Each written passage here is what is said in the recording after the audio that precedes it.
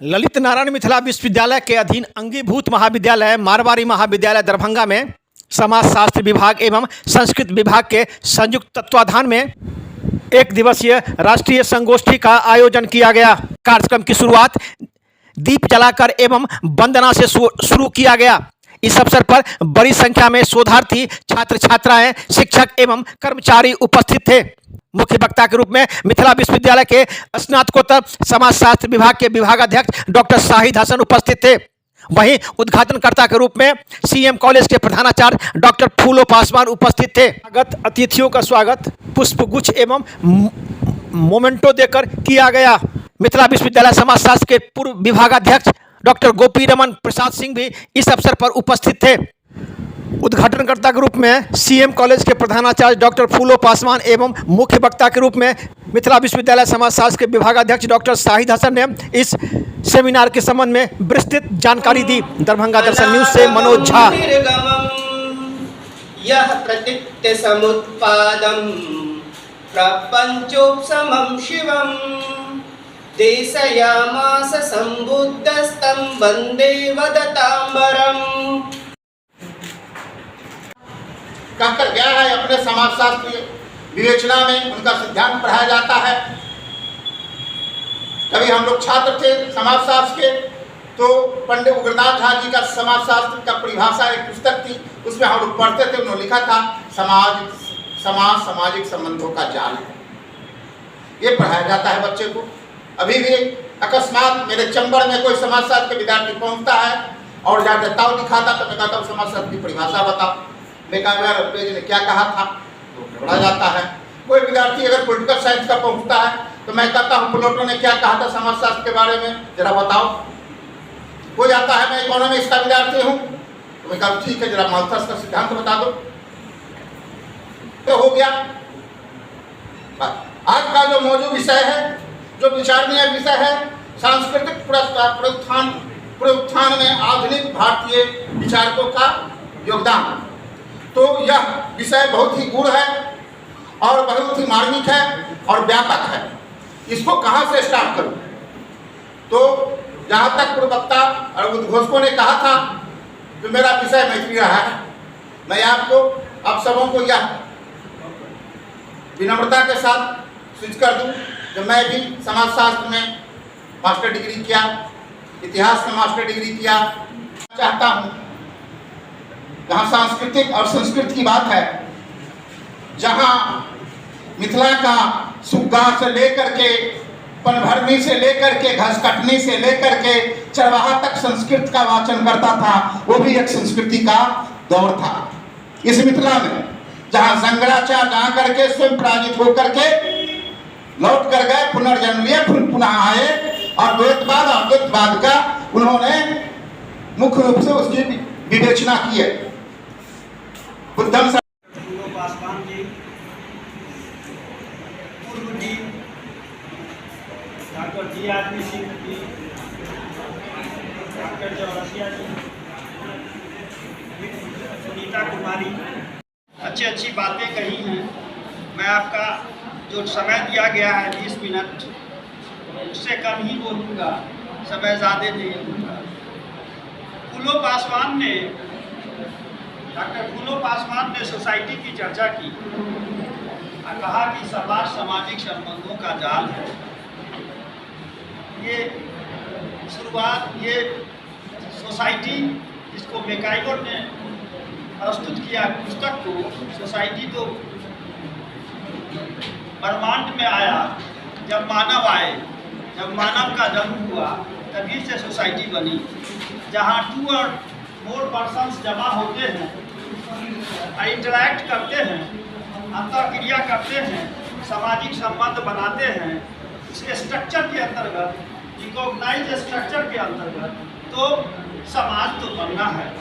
और समाज में जैसा कि हमारे गोपी रमन जी ने कहा कि ये क्या है, समाज जो है, ये संस्कृति जो है मानव स्वयं बनाता है, उसका निर्माण करता है। इसका मतलब है डॉक्टर गोपी रमन जी ने काफ़ी अपनी गहन अध्ययन करके हर्स्कोविट्स की बात को प्रस्तुत किया है। हर्स्कोविट्स ने कहा culture is the man made part of the environment. तो संस्कृति पर्यावरण निर्मित उसका एक भाग है। मूल रूप से ये कहना है कि सांस्कृतिक पुनरुत्थान में हमारे आधुनिक जो विचारक हैं उनका क्या योगदान है। सबसे पहले तो ये जानना चाहिए, जैसा इन्होंने कहा, culture is the man made part of the environment. तो संस्कृति, culture is that complex whole which includes knowledge, belief, art, morals, law, customs and any other capabilities and habits acquired by man as a member of society. Culture is not activity, rather patterning of activity. और उद्घाटनकर्ता ने MacIver का reference दिया, इसलिए मैंने भी उनको जवाब में मैकाइवर का भी रिफरेंस दे रहा हूँ कि our culture is what we are. तो इस तरह का डिफिनेशन देके संस्कृति को प्रस्तुत किया कि संस्कृति क्या है। अब संस्कृति के उत्थान में हमारे मॉडर्न सोशियोलॉजिस्ट, हमारे मॉडर्न समाजशास्त्री विचारक लोगों ने क्या कहा, इसमें विवेकानंद जी ने अपने विश्व धर्म संसद में 1893 ईस्वी में शिकागो अमेरिका का third highly populated metropolitan town है, उसमें विश्व संसद में उन्होंने कहा, भाग लिया और कहा, जिस प्रकार सारी धाराएं अपने जल को सागर में लाकर मिला देती है, उसी प्रकार मनुष्य के सारे धर्म ईश्वर की ओर ले जाते हैं। वो इतनी अच्छी बातें उन्होंने कही कि मनुष्य की जितनी भी धर्म है वो संप्रदाय से नहीं बटी हुई है, और संप्रदाय चूंकि धर्म संस्कृति से रिलेटेड है, कॉन्स्टिट्यूएंट पार्ट है रिलीजन धर्म से, तो इसलिए धर्म का जो वर्णन आता है वो सांस्कृतिक पुनरुत्थान के अंतर्गत आता है। तो स्वामी विवेकानंद का विचार आपने देखा, महात्मा गांधी का विचार सुन लीजिए। महात्मा गांधी ने बहुत सारी विचारधाराओं को प्रस्तुत किया, सत्य को, अहिंसा को, ट्रस्टीशिप को। इसमें एक अरबी शब्द का भी प्रयोग उन्होंने कर दिया, शायद आप लोग नहीं जानते। उनका एक टेक्निक था हिजरत।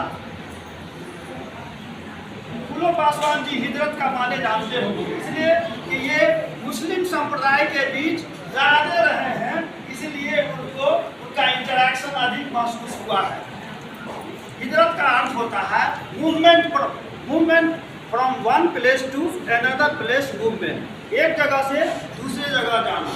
तो अपनी बातों को मनवाने के लिए प्रशासन से या विभाग से अहिंसात्मक रूप से मूवमेंट किया जाता है। महात्मा गांधी ने मूवमेंट किया, सत्याग्रह किया, चंपारण आंदोलन किया, मूवमेंट किया। इस तरह उनका ये योगदान बहुत ही सराहनीय था। महात्मा गांधी के बाद आते हैं doctor B R Ambedkar. Doctor B R Ambedkar ने, जिनके गुरु थे मैक्स कूलर, जो पैट्रिक गेडिस की अध्यक्षता में, कूलर एक टीचर थे, प्रोफेसर थे बॉम्बे यूनिवर्सिटी, वहाँ ही पढ़ते थे डॉक्टर बी आर अम्बेडकर, वहाँ वो जन्म लिए थे 1891 ईस्वी में। और न्याय मंत्री इस काम से पूरे विश्व में और पूरे संसार में, पूरा भारतवर्ष में हमेशा याद रखेगा, डॉक्टर रविन्द्रनाथ टैगोर। उसी तरह डॉक्टर इकबाल की चर्चा speaker head of the department Marwari college ने भी कहा कि डॉक्टर इकबाल ने भी अपनी बहुत सारी काव्य में, कविता में, पुस्तकों में देश की एकता, अखंडता, प्यार, भाईचारा की चर्चा की। डॉक्टर इकबाल की एक पुस्तक है जो अविभाजित भारत, यानी वो पाकिस्तान था, अविभाजित भारत था लाहौर में एक उनकी पुस्तक प्रकाशित हुई 1924 ईस्वी में, जिसका नाम था बांगे दरा। बांगे दरा का मतलब होता है कारवां की घंटों की आवाज़। उसमें उन्होंने देश की एकता, अखंडता, प्यार, भाईचारा का संदेश दिया, और उन्होंने कहा, हमेशा उन्होंने संदेश दिया कि लोग अंग्रेजों के इसमें न रहें, वो फूट डालो राज करने की राजनीति कर रहा है। आप सब मिलजुल के देश की आज़ादी के लिए आगे बढ़ो और हमेशा देश का पुनर्गठन करो, संस्कृति को अपने कायम रखो, अपनी संस्कृति को मत भूलो। डॉक्टर इकबाल ने कहा। डॉक्टर इकबाल विभिन्न धर्मों के भी अनुयायी माने विभिन्न धर्मों के भी प्रशंसक रहे। उन प्रशंसकों में डॉक्टर इकबाल राम के भी श्री राम के भी बहुत ही प्रशंसक थे। डॉक्टर इकबाल श्री राम के संबंध में एक पूरी नज़्म लिखे। उन्होंने लोग नहीं जानता होगा वो कब किस किताब में लिखे, बागे दरा 1924 में प्रकाशित हुई। उसमें लोग नहीं जानते हैं, कंफ्यूजन पैदा करते हैं। ऐसे कंफ्यूजन से कंट्राडिक्टी व्यू से अलग रहना चाहिए। हम कंफ्यूजन और कंट्राडिक्टी व्यू देने नहीं आए हैं, हम आपको उन्हीं बातों की चर्चा करने आए हैं। राम के संबंध में डॉक्टर इकबाल ने जो बातें कही वो बहुत ही इम्पोर्टेंट है और करते हुए ये कह सकते हैं कि डॉक्टर इकबाल ने ये कहा,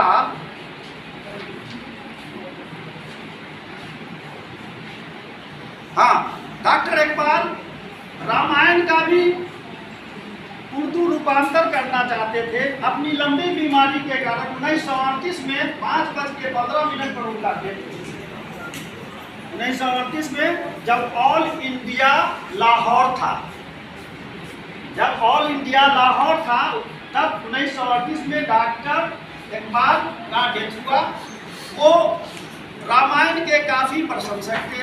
राम शीर्षक से काफ़ी मैंने मजमूने लिखी हैं और राम की प्रशंसा में उन्होंने बताया राजा दशरथ के कैसे वो अनुयायी थे और कितना उनके भक्त थे और उनके कितने अनुशासन अच्छे थे। उसके संबंध में उनके श्री राम के पुरुषत्व के मैंने कितने भक्त थे और उनका अनुशासन का पालन कर रहे थे, उसके संबंध में इकबाल ने कहा। डॉक्टर इकबाल ने गुरु नानक की चर्चा की, डॉक्टर इकबाल ने गौतम बुद्ध की चर्चा की, लॉर्ड कृष्णा की चर्चा की और कृष्ण भगवान की चर्चा की। लॉर्ड कृष्णा कृष्ण भगवान की चर्चा की और इन सबों पर नज़्म लिखा। इस तरह इकबाल ने समन्वयवादी दृष्टिकोण रखकर सभी धर्मों का विस्तार किया और सभी संस्कृतियों की अच्छी अच्छी बातों को रखा और कहा कि दुनिया में सबसे बड़ा धर्म क्या है? मानवता का धर्म है, इंसानियत का धर्म है, लोगों के दुख तकलीफ को कम करने का धर्म है। वही धर्म ही संस्कृति है और उससे उसको जागृत करना चाहिए, उस संकल्प पर चलना चाहिए। देश की एकता को, अखंडता को, प्यार को, भाईचारे को आगे बढ़ाइए। यही हमारा धर्म है। जय हिंद।